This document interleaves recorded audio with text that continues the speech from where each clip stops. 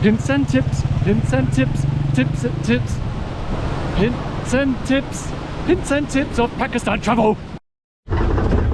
Okay, I'm leaving Rumbo Valley, leaving the Kalash Valley. I've had a beautiful time here. It's a beautiful place, a really remarkable part of the world.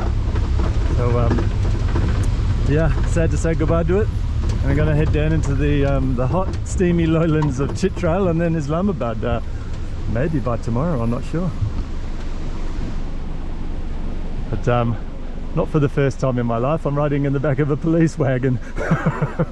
So yeah, I won't video the police wagon for obvious reasons. I'm in the back here with a whole heap of people with machine guns. Well, my trip in the back of a police van did not last long. They had important duties to attend to elsewhere, so they piffed me out, and now I'm walking out of the Kalash Valley. We're going for about 3Ks so far. Maybe I'm hoping that there will be better chance of getting a lift. That there's a checkpoint down here where when foreign tourists come into the Kalash Valley, you have to check in with your passport and pay them 600 rupees. I'm hoping from there to get maybe some transport. But one thing I didn't figure on is the fact that it's Saturday today and I haven't seen another car besides the police vehicle. So in my dreams I would walk for a little bit, hitchhike on out.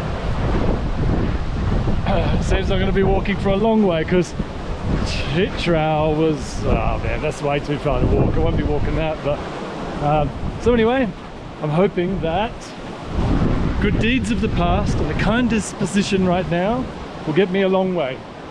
So it's getting quite hot. We've got this dusty little track to cruise along. So yeah, just wandering out of the Rumbo Valley. Rumbo in the jungle! Ooh, ooh, ooh.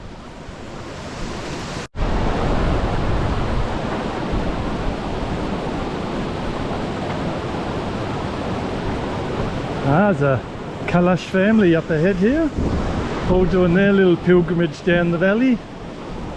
I reckon I can take them, like overtake them, not bash them. Not here to bash Kalash women. Here the drop off all these washaways. I'm so glad that when you're in a car you just don't really notice how close you are to death at every moment on this section of road. Far out. Only just narrow enough for a car. Oh, and there's a dead plastic bag. Oh.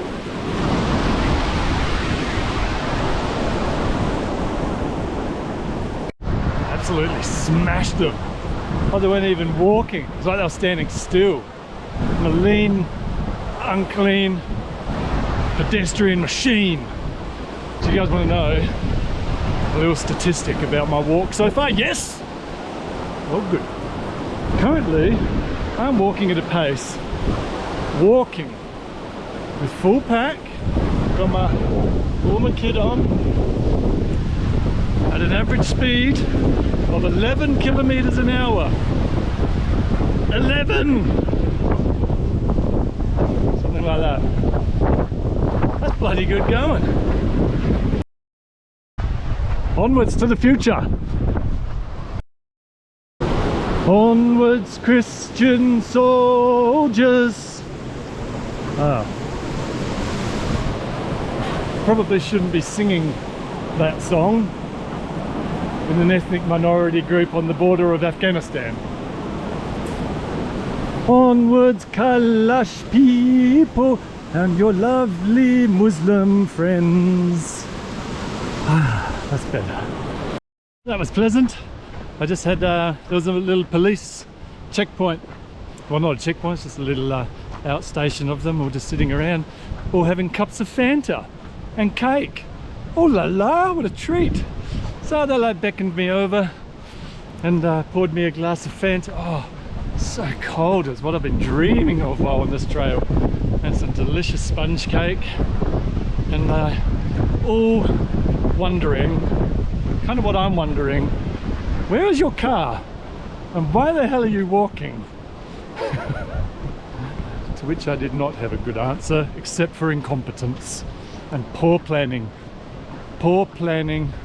performance, piss poor perpetuity, I think is the saying.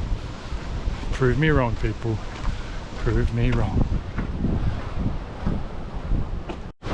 Okay, so behind me, here, there's a checkpoint.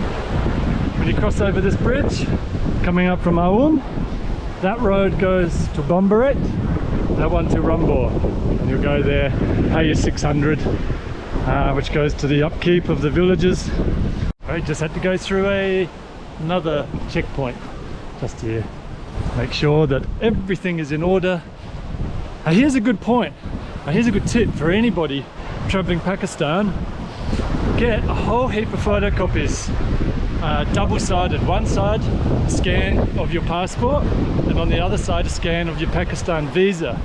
This is going to make your life so much easier, especially trips like come from Islamabad to Gilgit, where you're on a 15-16 hour bus ride through the night, and you're going to come across, what was it, approximately 6 checkpoints where they're going to turn on all the lights. They're going to ask for your visa and your passport.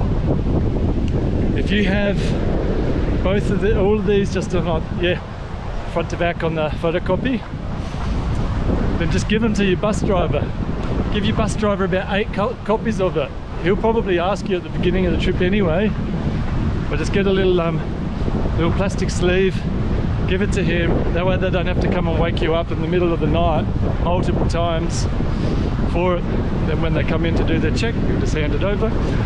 But you also will need it everywhere. You'll need it when you're checking into a hotel, multiple checkpoints like Kalash Valley, coming through from Gilgit Baltistan to Khyber.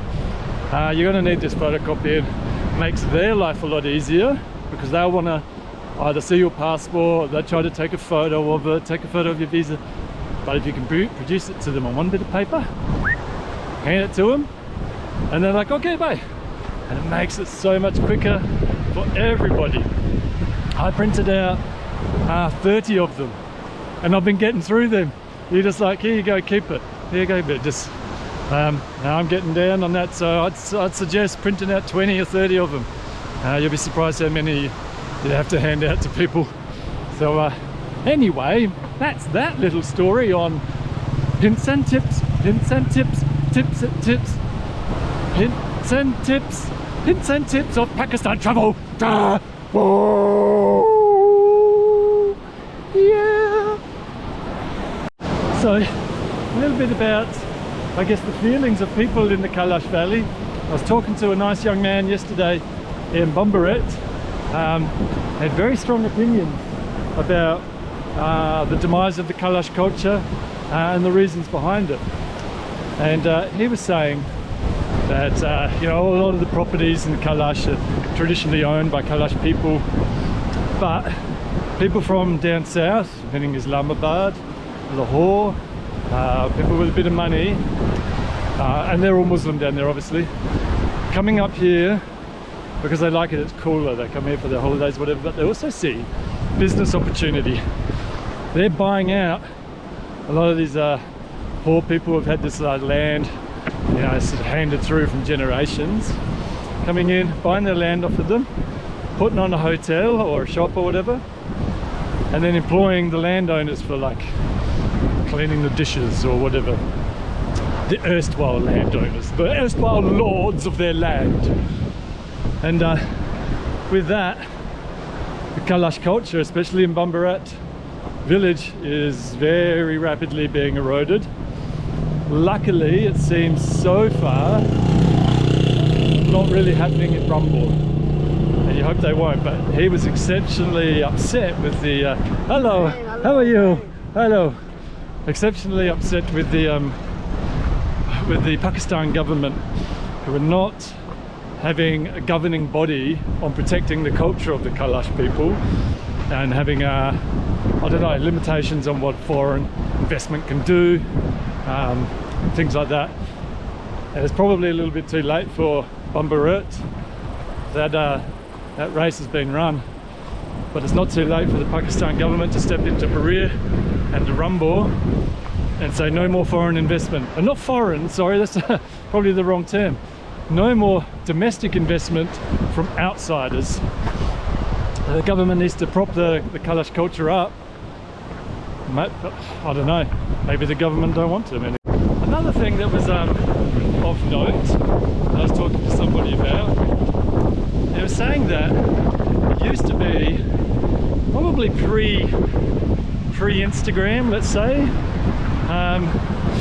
that the women of the Kalash culture very happy to like smile and show their individuality and their colours and pose and whatnot.